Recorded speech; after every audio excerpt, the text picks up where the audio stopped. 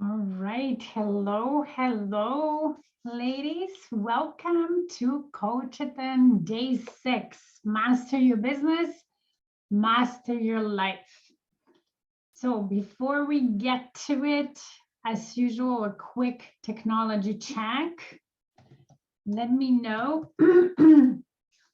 excuse me, if you're joining me live. I would love this to be an interactive session, especially today. So it would be great if we had some conversation in the comments. So give it a minute. Make sure that Facebook shows you that I am live. And you can join. Tell me, how was your weekend in the comments. And today I want to talk sales and especially mindset around it.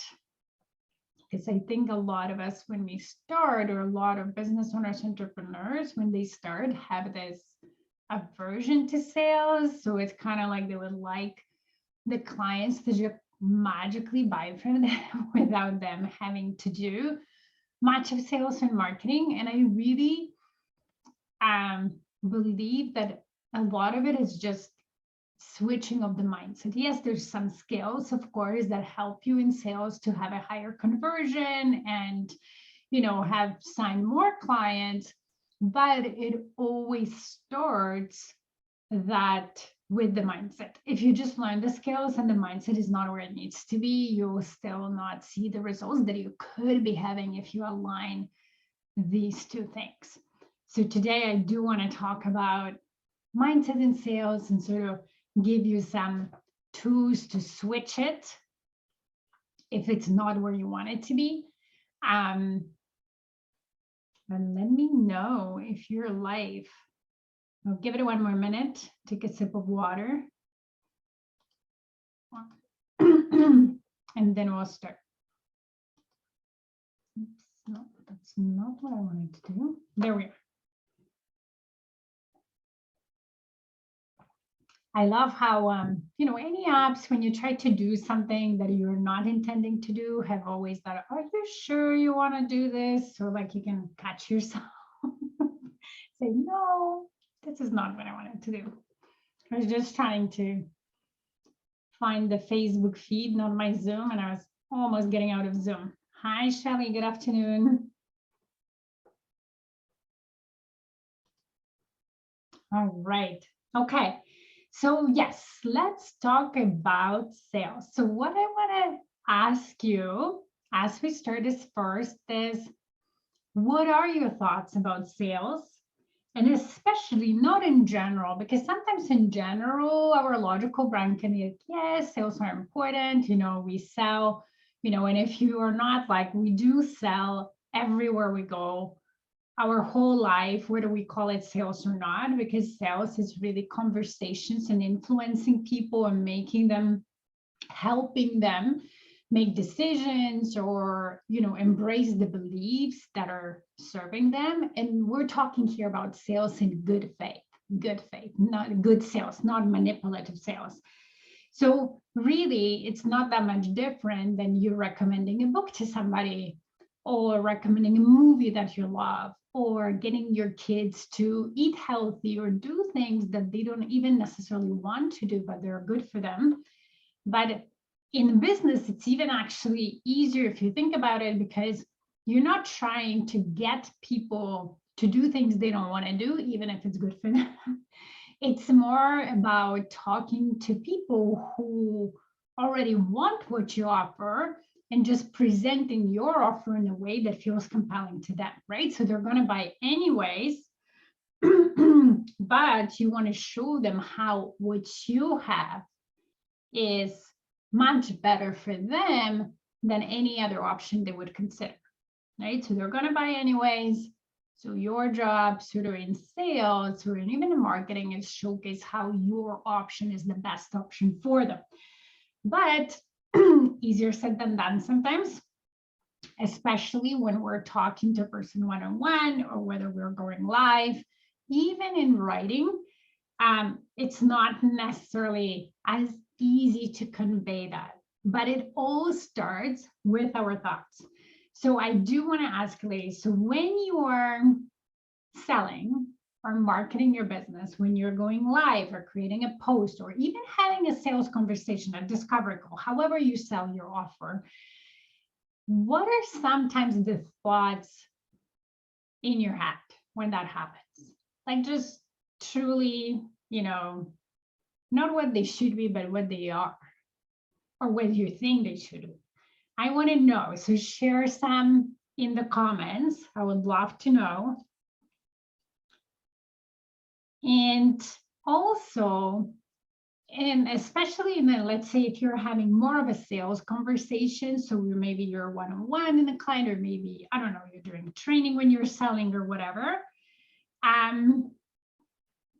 When you're in that situation, what goes through your head? So are you more thinking, oh my God, whatever I said wasn't the way I wanted to say, I'm sure they're not going to buy, or whatever, or maybe I know they need it, but they don't want it, or maybe they don't have money, they can't afford it, whatever thoughts come, or are you more focused, more listening, and so on? So try, how do you, what's going through your head? Put yourself in one of those situations that maybe you've had lately, a live, a sales conversation, whatever, a situation when you are actually actively offering your products or your services to your clients. What was going on through your head? Okay, so Shelly, I tried to share how they can save money. That's good. So that's one of the benefits, right, of what your clients sort of get if they buy the offer you offer, or the products you offer. What else? Or when you're like thinking about, okay, today I'm going to do this, this, and that, or have a conversation, what comes through your head?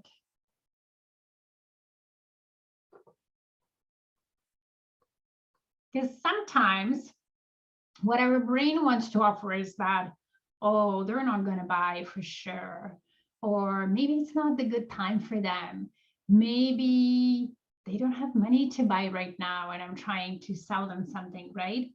Or maybe, they're not interested, or whatever else our brain wants to feed us. And usually what it wants to feed us naturally without us redirecting us is the negative things that take us away from focusing on the clients and how we can serve them, and the fact that they actually want what we offer, and so on. And when we intentionally move our brains to thoughts that are actually empowering and that are more to the truth or closer to the truth than we realize, that, hey, our clients actually want, our best clients and ideal clients actually want what you offer, and they do want to hear what you have to say. Now, of course, they don't want you to be attached to them buying in that moment or from you and so on. They want to have this safety and this space to think and make decisions on their own, but they're still interested in hearing what you offer, and they're interested in buying when they're ready. Here we have a $1 enrollment offer where they literally save so much, but I don't think they believe. Okay, so why do they think they believe it? Do you believe it? Because think about it this way. Our clients think about what we have to offer. Their thoughts come from our communication, right? They don't know anything about our products and offer other than what we say, right, to them in a live, in writing, in conversation, and so on. So if they don't believe into the benefits that we offer them, why is that, right? That's why I'm trying to get you guys to think about, what are you thinking? Do you fully believe, like truly, deeply, 100%, in the benefits that whatever you offer has, like whatever the products or your services are, have to your clients? Do you truly believe in them, that they want it? And then also, when you have that belief, are you communicating it in a way that's simple for them to understand, right? And are you communicated enough times for them to absorb it? Because as we know, people need to hear the same message, different ways, but similar message over and over and over for them to even sink and absorb it. They say 7 to 16 times, I guess, depends on the message. And, also sometimes when they hear the message, they're not fully present. We might be catching them at a time when they're have other things planned on their mind, or they might be hearing that message when they're not ready yet to purchase. So there has to be that repetition of the message in different ways, almost in a way that resonates with them. Okay, so you fully believe, that's great. So then think about why your clients don't believe, or why don't they believe? Right? If you were to sit and say, well, okay, if the only way they hear about the offer, about the products and the benefits is from me, and I don't see they believe, why is that? When I fully believe, I know I stand behind the products and I offer, I know exactly how valuable it is. I know exactly how it can help my clients, why they don't believe.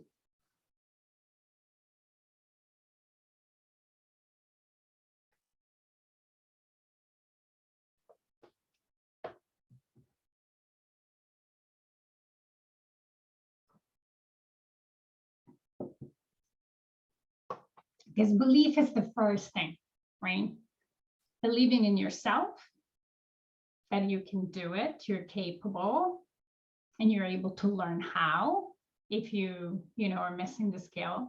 Believing in your client, that they're ready, that they want it, that they can accept your service and your offer. Like product is easier, they buy it, they use it so that they can use it. But in a service, depending on what we offer, that they're able to sort of benefit from that service and do their part of whatever the service is. So when you have those three beliefs, then it comes to then execution and the action. And that requires certain skill, especially in marketing and sales. And we'll talk about it a little bit more as well during the webinar next week, how to sign more clients consistently without ads or DMs. So we'll dive a bit deeper into that, right? And then once you have the skill, or as you train the skill, there's also consistency that's required, because people need the same message. People need to hear the same message over and over and over again in order for it to sink, or in order for them to be in the right time when they're ready to buy.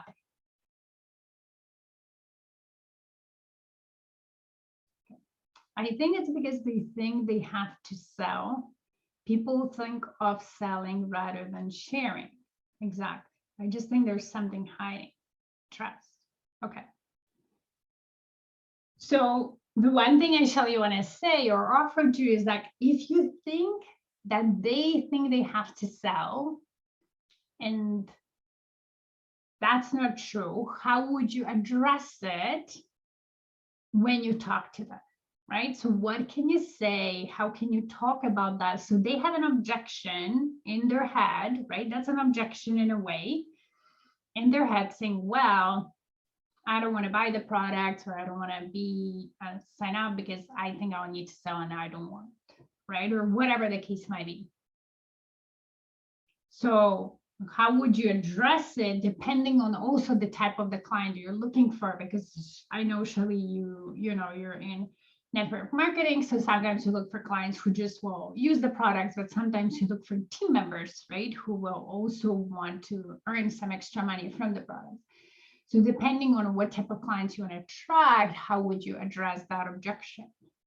Right? And again, start with what you think about it, how you think about it, and how you could communicate that to your client. Because if you think that, oh, I'll have to get them, force them to make sales when they don't want it, and I don't feel comfortable with it, and so on, that will show, right? And that will repel them. And as you say, like, I think there's something hiding, like trust. So again, I would dig deeper. Why do you think is that, right? Why there is this still lack of trust with your audience? Is it because, I don't know, they just met you, they don't know you? Is it something else? How can you address that? So when you think about it, that's why evaluation. So when I teach my clients to evaluate on a regular basis and tell them how valuable it is, because you can learn so much, right? As opposed to just doing things, going through the motion over and over again. So doing the same marketing or certain sales pitches and so on, and then saying like, oh, my clients are not interested, or they'll never buy, or there's not enough of them, and so on. So putting the power outside of yourself to sort of not understand, but to rationalize why people are not buying, as opposed to taking that responsibility and thinking like, okay, if the only way for my clients to know about the offer that I have and the benefits of it is from me, and they want it because they're my best clients, I'm attracting my best clients, I'm not attracting people who don't want it, or I'm not trying to convince people who don't want it. What is it that I'm saying or I'm not saying, that I'm doing, that is not compelling them to buy, right? That it's preventing them from buying. And this is truly not to beat yourself up, but truly to evaluate. Because as you make those evaluations and you pause certain theories, and then you go out there and you take action on those theories, right? So what I, for example, suggested just to Shelly, say, okay, well, if they have that objection, how would you address it? So then I go out there and address it in different ways, certain amount of times, right? And see if there's a change. If my clients do join or do buy, or, do take me up on my call to action. And if that's great, then my theory worked. And if it's not, or there's some change, but not as much as I wanted to, then I might go and evaluate again and think about, well, maybe there's another thing that's stopping them. Or what's that other thing? So I addressed one part, my results improved, but maybe there's something else again. And as I try to pause the theory again of what it is, I go out there and so on, right? And then, but you always want to check in with yourself first and see where your mindset is. Are you in full belief in yourself, in the value that your services or products have in your client?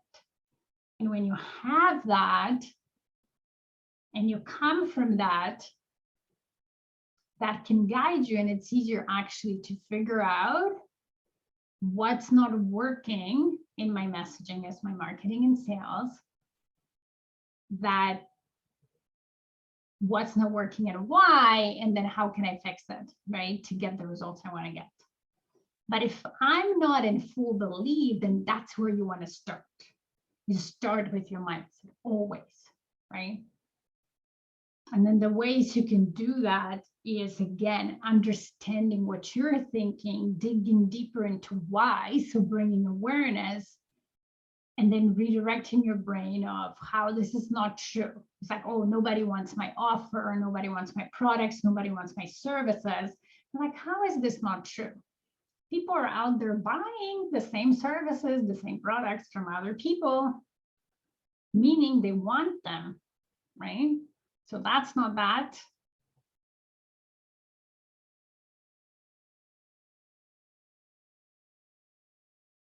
Or, my products or my offer is not valuable. Well, how is that not true?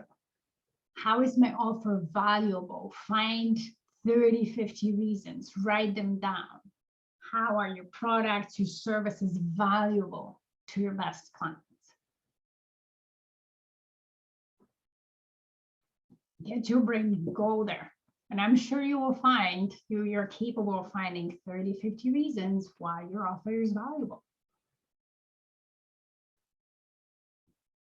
So Shelley's right, selling is more of sharing, right? When you have that energy, when you market your business, when you sell or offer your products or services, through just sharing, hey, I have this great thing. It can really help you, right? Here is why, here is what you can get. And I totally get the situation you're in. I understand what you need and I have it. And I just want to share. I'm not forcing you. I'm not attached to you buying. I'm not like graspy or begging, please buy, please buy. Then you create a great space for your clients to pause and listen and learn, and you can educate them and then feel safe to actually think about buying. And even if it's not that one moment, that one message you're telling them, it might be the next one, or it might be the third or fifth one, however many messages they need to hear. That's why consistency is so important, right? Because as you're consistent in marketing your business and selling your product, you're just bringing your best clients closer and closer to make the decision, to making the decision. Or as they're getting closer and closer to being ready to making the decision, you're there and you stay on top of their mind.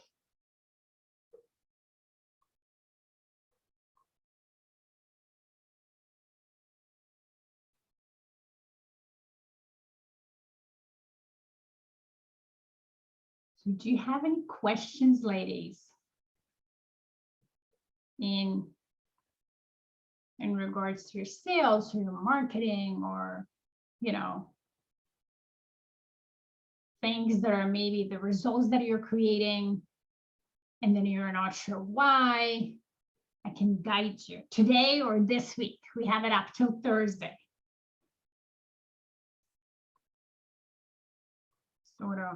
Sort things through and get you back on track if you're off track.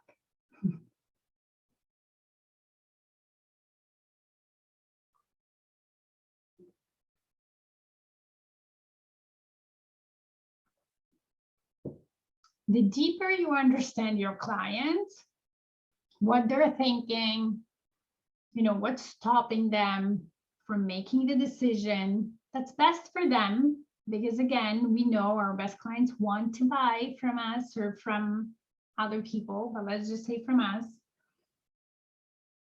So if we know that they do, and if we know that they can benefit from what we offer and they're still not buying, the better we understand that, the better we can help.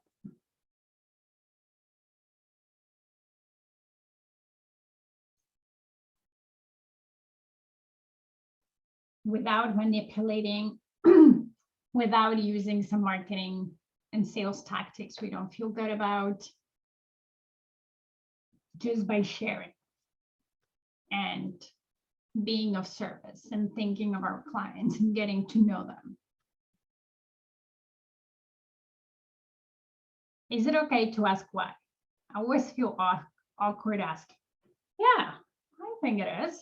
I sometimes ask, just out of curiosity. So why you feel awkward is I would dig deeper, Shelly, onto what you're thinking when you're thinking of asking why, right?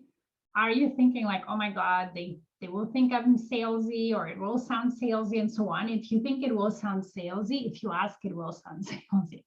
But if you come from curiosity, again, not attachment for the client to buy, but just wanting to understand for your own development, for the future, for growth, just out of curiosity, it will come out right. It will come out right, and they won't take it badly, and you will gain such powerful information, right? Why?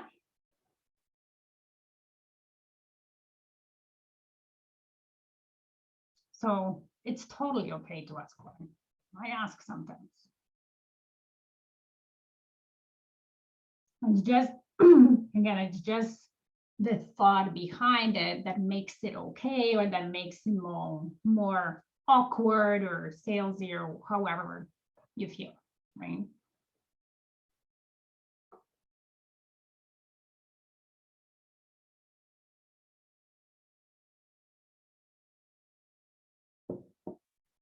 And a client has always a choice to tell you their why or not. And that's okay, right? That they might be honest and they tell you exactly why. Or they'll say, I don't want to tell you, and that's okay too. Yeah, I always think it seems pushed. Well, yeah. So if you think it that way, it will come out this way. But if you think I just want to know, I'm just curious for future, for my own growth, then it won't come out like this.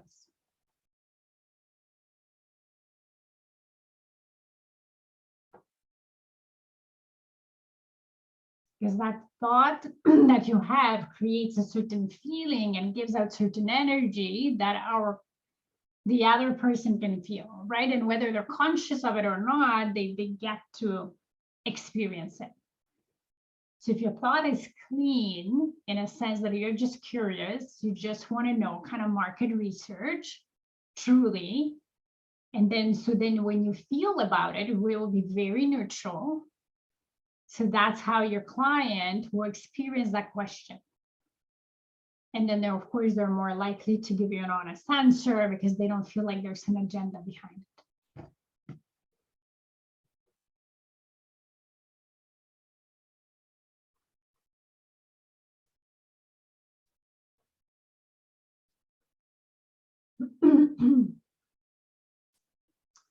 All right. So thank you for showing up for Coachathon Day 6. Tomorrow we'll do it again at 1:30 p.m. We'll talk more about sort of marketing online and maybe some content creation or how to show up. Again, we'll mix up the strategy with mindset and so on. So I invite you to come 1:30 p.m. Eastern tomorrow.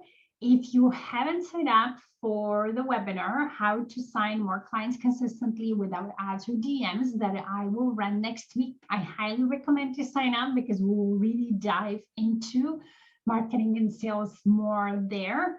And you will learn some very helpful information that will help you with your clients or making more money, helping more clients.